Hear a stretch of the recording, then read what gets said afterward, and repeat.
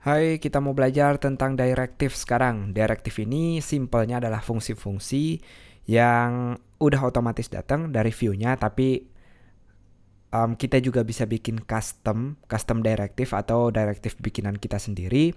Contoh directive sendiri seperti yang kita lihat pada bahasa program pada umumnya, kita bisa bikin if, lalu else, jadi yang logika-logika atau kondisional. Lalu ada untuk loop, juga ada directive-nya. Jadi fungsi-fungsi yang udah datang dari si view-nya ini kita tinggal make. Nah, tentu ada cara penulisannya. Langsung aja, misalnya kita mau bikin if else di sini, kita bisa bikin ada div lalu dengan if di sini. Jadi seperti kondisional biasa, selama dia true di sini, maka dia akan nampilin apa yang ada di antaranya. Tapi kalau enggak, tentu enggak akan nampilin. Contohnya saya kasih variabel di sini namanya dan misalnya, dan ini dia nilai booleannya adalah false. Kita tahu kalau nilainya false, maka nggak akan terjadi apa-apa. Kita bisa buktikan kalau saya ubah nilai dan ini jadi true, maka kita akan melihat lagi biodata yang tadi muncul di sana. Nah, jadi ini sama seperti pada JavaScript. Kalau kita bikin if else, sekali lagi kalau saya bikin false di sini dia nggak akan muncul.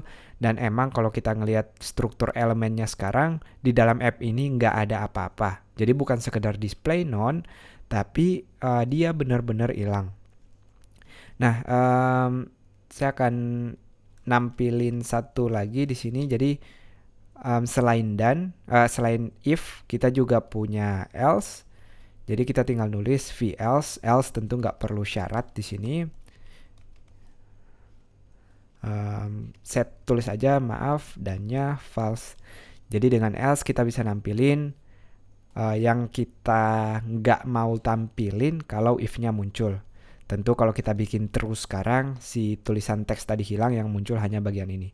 Nah, jadi ini penggunaan if else simple-nya. Kita juga punya yang namanya vshow di sini. Nah, dengan vshow ini sebenarnya dia mirip dengan vif. Kita akan lihat perbedaannya, tapi saya akan bikin dia true dulu. Dia ada di sini. Kalau kita bikin metode dannya jadi false sekarang, tentu dia hilang. Dan kalau kita lihat di sini, elemennya sebenarnya ada.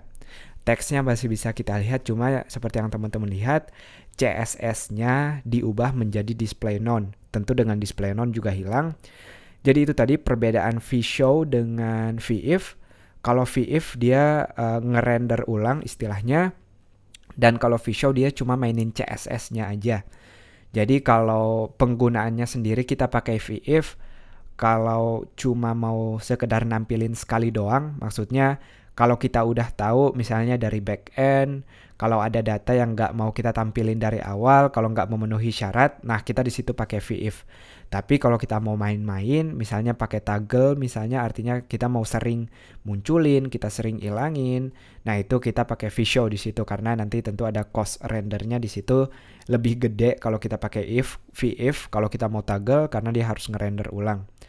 Nah, itu dia tentang vif, velse, dan juga vshow. Sekedar informasi, teman-teman bisa bikin negasinya. Jadi kita bikin tanda seru yang tadinya true, berarti sekarang nilainya false. Karena false dia nggak muncul, saya buktiin kalau dia false sekarang, artinya sekarang negasinya not false atau true, maka biodatanya muncul tentunya. Nah, bukan hanya satu sintaks seperti ini. Kalau teman-teman punya, misalnya kita mau nguji si variabelnya di sini.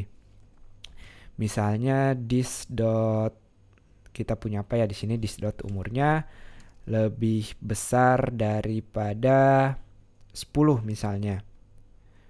Atau kita bikin lebih kecil daripada 10, maka dia nggak muncul karena kita tahu this dot umur ini nilainya 100. Kalau saya bikin 9, tentu this umurnya sekarang benar, maka dia bisa nampilin umurnya. Nah, itu dia cara penggunaan kita melihat yang namanya, jadi intinya kita ngelihat yang namanya directive. Salah satu directive ini adalah kondisional. Tadi conditional directive atau lebih tepatnya tulisannya salah kondisional di sini, tapi intinya kita belajar salah satu directive yaitu bagian kondisional. Di sini kita bisa pakai if else biasa dan juga satu tambahan baru yaitu show pada Vue.js ini.